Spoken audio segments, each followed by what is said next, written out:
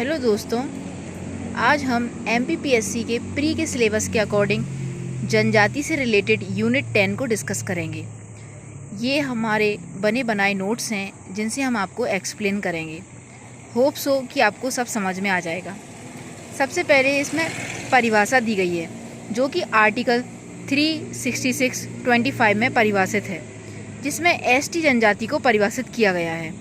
उसके बाद जो सूची में वर्णित किया गया है वो आर्टिकल 342 के अकॉर्डिंग एसटी जनजाति को सूची में वर्णित किया गया है। उसके बाद चंदा समिति 1960 में आई, ठीक है। तो उसमें भौगोलिक एकीकरण, विशिष्ट संस्कृति, आदिम जाति के लक्षण, पिछड़ापन और संकुचित स्वभाव, ये 5 पॉइंट को नोटिस किया गया। उसके बाद जनजाति से संबंधित जो भी दिवस हैं हम उनको देखते हैं। 9 अगस्त विश्व आदिवासी दिवस मनाया जाता है, जो कि यूनाइटेड नेशन ने 1994 में प्रारंभ किया था। उसके बाद 9 अगस्त 1982 को जनेवा में प्रथम बार चर्चा भी की थी इसके बारे में। उसके बाद नेक्स्ट 15 नवंबर को जनजातीय गौरव दिवस मनाया जाता है। भगवान बिरसा मुंडा की जयंती होती है जो कि। उसके बाद 3rd नंबर पे 31 अगस्त विमुक्त घुमंतु एवं अर्ध घुमंतु दिवस मनाया जाता है। नेक्स्ट है 31 अगस्त 1871 में अंग्रेज़ों द्वारा भारत की अनेक जनजातियों को विभिन्न कानूनों में बांध दिया गया था। तो ये कब हुआ था? 31 अगस्त 1871 को, ठीक है। तभी से ये दिवस मनाया जाता है। उसके बाद नेक्स्ट हम समझेंगे कि 31 अगस्त 1952 को जवाहरलाल नेहरू ने बंधित जनजाति को मुक्त कर दिया। विमुक्त जनजाति कहा गया है इसको 1871 में, ठीक है। तो जो 31 अगस्त 1952 को जवाहरलाल नेहरू जी ने क्या किया, जो बंधित जनजाति हैं उनको मुक्त कर दिया, इसलिए विमुक्त जनजाति इसको कहा गया है, ठीक है। अब जनजाति के नाम कौन कौन से थे? गिरिजन, ठीक है। दूसरे थे पिछड़े हिंदू।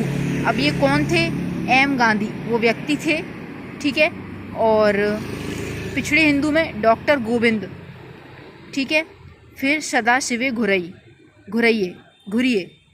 नेक्स्ट है तिलिन मानवता, ये डॉक्टर दास एंड दास थे। दलित वर्ग में अंग्रेज।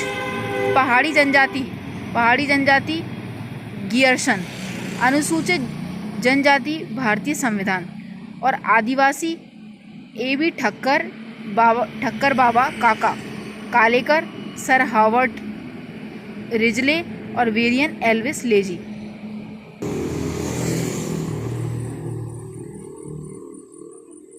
सो फ्रेंड्स, अपन ने यहाँ तक समझ लिया कि 31 अगस्त 1871 में अंग्रेजों द्वारा भारत की अनेक जनजातियों को विभिन्न कानूनों में बांध दिया गया, ठीक है।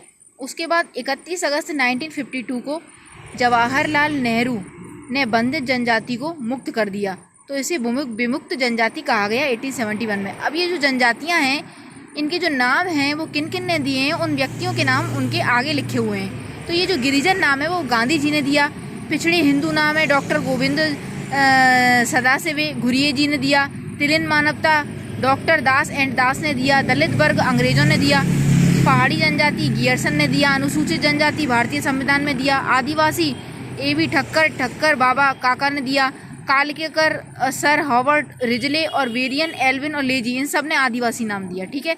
तो यहाँ तक ये पार्ट कंप्लीट हो गया। अब हम पढ़ते हैं नेक्स्ट पार्ट, समझते हैं हम। सो फ्रेंड्स, अब हम समझेंगे जनजाति से संबंधित सामान्य ज्ञान क्या क्या है। तो देखिए, पुस्तक और उसके लेखक। तो जो इम्पोर्टेंट बुक्स हैं उसके बारे में मैं आपको एक्सप्लेन कर रही हूँ। तो tribes economy a study of Baiga, ये Dayashankar Naga. Races and culture of India, ये DN Majumdar. The tribes and caste of central, ये Rai Bahadur Hiralal and RB Russell ने लिखी हुई है, ठीक है। ये caste of central province 1931। Korku जनजाति पे डॉक्टर हरि प्रसाद जोगी जी ने लिखी है। मध्य प्रदेश की जनजातियाँ, समाज एवं व्यवस्था, ये डॉक्टर शिव कुमार तिवारी जी ने लिखी है ये किताब। भील जनजीवन एवं संस्कृति, डॉक्टर अशोक D पाटिल ने लिखी है। The Bhil study the Abujhmaria, BB Nayak ने लिखी है। एंड द 12 भाई बिजवार, ठीक है, ये भी लिखी है उन्होंने, BB नायक ने। ट्राइब्स ऑफ इंडिया ये ठक्कर बाबा 1950 में लिखी हुई है। भिम्मा शेख गुलाल ने लिखी हुई है। The art of fire making M.N. कुरूप ने लिखी हुई है। द कमार श्यामचरण दुबे ने लिखी है। The Vega W.B. शूबर्ट ने लिखी है। द प्रधान और श्याम राव ने लिखी है। नेक्स्ट बुक देखते हैं। बैरियर एल्विन ने जो बुक लिखी है वो है Muria and their Ghotul 1947। Next the Gaur. Next the Agaria, जंगल के गीत, जंगल से पत्तियां और मध्य भारत की जनजाति कला। द एवोर्जिनस और वास्तविक रहवासी, हत्या और आत्महत्या के बीच मारिया।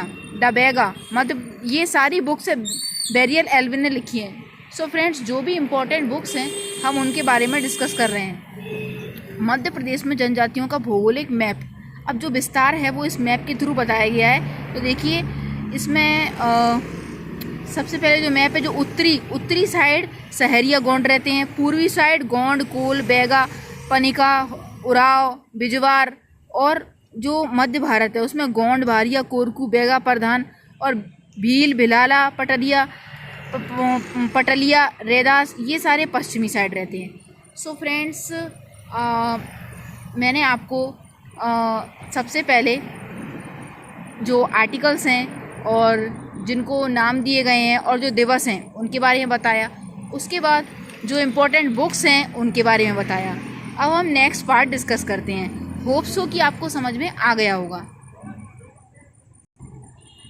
सो फ्रेंड्स, अब मैं आपको नेक्स्ट पार्ट जो जनजाति कहाँ कहाँ रहती है वो एक्सप्लेन कर रही हूँ। सबसे पहले पूर्वी जनजाति क्षेत्र, यहाँ पे शहडोल, सीधी, सिंगरौली, अनूपपुर, उमरिया, कटनी।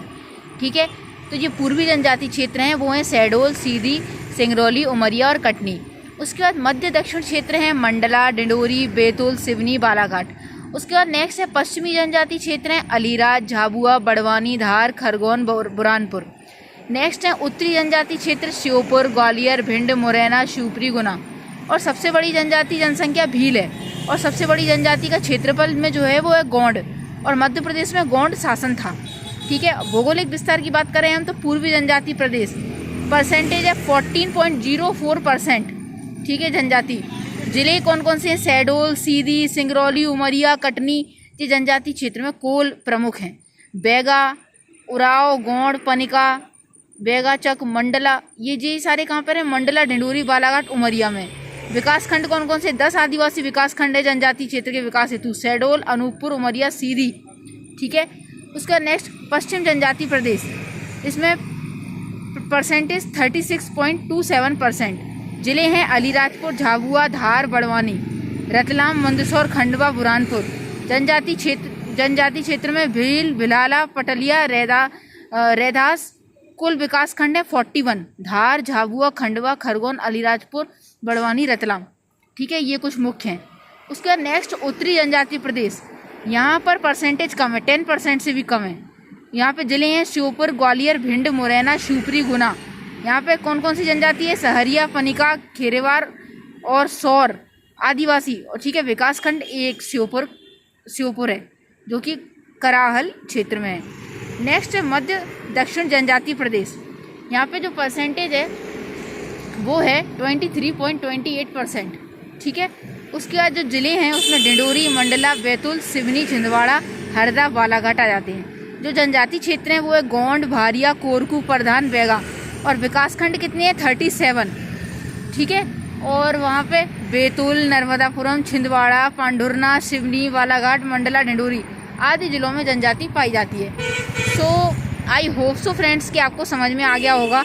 जो ये हमारा नोट्स है बिल्कुल ऑथेंटिक है, आप इससे नोट कर सकते हैं। और हमने आपको MPPSC प्री की जो यूनिट 10 है उसको एक्सप्लेन करने की पूरी कोशिश की है। तो ये जो जिन क्षेत्रों में जनजाति है और जो भौगोलिक विस्तार है उसको समझाने का प्रयास किया है। सो होप सो फ्रेंड आपको समझ में आ गया होगा। आप कमेंट बॉक्स में ज़रूर बताएं। फिर हम मिलते हैं नेक्स्ट क्लास में। So thank you so much friend for watching me and listening me.